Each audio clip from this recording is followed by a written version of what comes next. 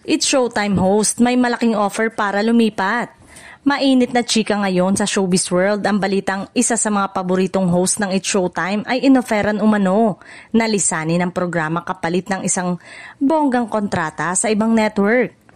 Ayon sa source, kasama sa offer ang mas mataas na talent fee, isang bagong primetime show at iba pang special project na tiyak daw na makakapagpataas ng kanyang karir.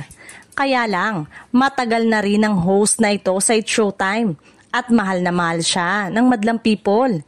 Kaya hindi malinaw kung tatanggapin niya ang alok o mananatiling loyal sa kapamilya noontime show.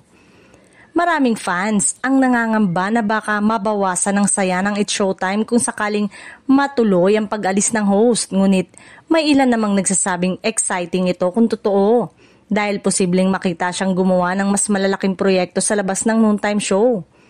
Say naman ng ilang mga fans, mahirap isipin ang It's Showtime nang wala ang host na ito pero may mga nagsasabing exciting daw kung sakaling tanggapin niya ang offer dahil panibagong hamon at bagong chapter ito para sa kanya. Hanggang ngayon ay wala pang kumpirmasyon mula sa kampo ng host at sa management pero inaabangan ng lahat kung ano ang magiging pasya niya.